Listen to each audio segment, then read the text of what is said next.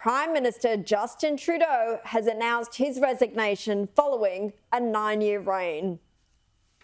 This country deserves a real choice in the next election, and it has become clear to me that if I'm having to fight internal battles, I cannot be the best option in that election. Mr. Trudeau had faced enormous pressure from within his own party and criticisms of his handling of the economy and of Donald Trump's threats to impose tariffs on imports from its northern neighbour. Kel, in one respect, this is a huge win for Trump, and he has continued to troll Trudeau over this. There was a meme that was going around, first of all.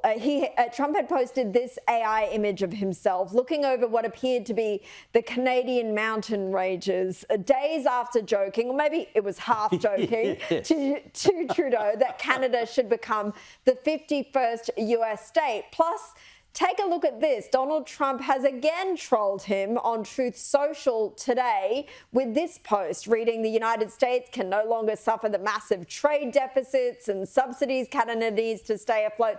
Justin Trudeau knew that. He resigned, adding if Canada merged with the US, there would be no tariffs, taxes would go way down, and they would be totally secure from the threat of Russian and Chinese ships. Now, I don't think he's serious about this 51st state business, but he must think that this is his scalp. Of course it is. It's his third scalp. His first was Joe Biden. His second was Kamala Harris.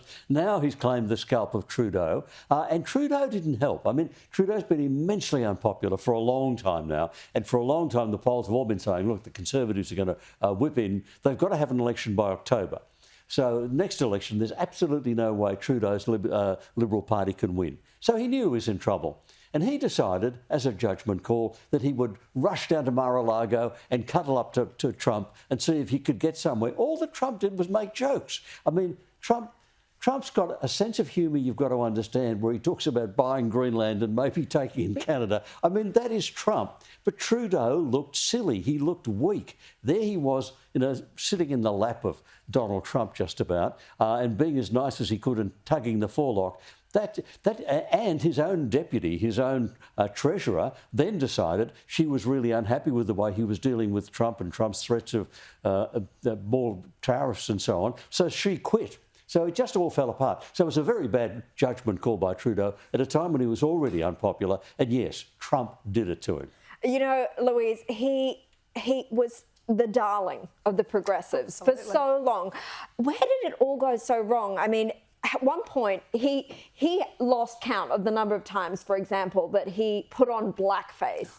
Who else could survive that? And do you remember this from 2016 when the self-proclaimed male feminist elbowed a female MP on the floor of the House of Commons and told her to get the F out of the way? Tell me, what Conservative politician would have got away with that? None. The police probably would have been called and he or she may have been charged with assault. I mean, I think Justin Trudeau is a classic example of where idealism meets reality and the two don't really mix at all. And he alienated, as Cal was saying, he alienated his core base very, very quickly because he gave this glorious sun-filled plan of climate action and social justice solutions, none of which he delivered. So once they were sort of off the bat and not supporting him, it was very easy for the opposition to move in and say, what about the budget? You're $68 billion in debt. I can't even get my head around that figure, how he's managed to plunge Canada into so much debt, as we're saying that his treasurer resigned.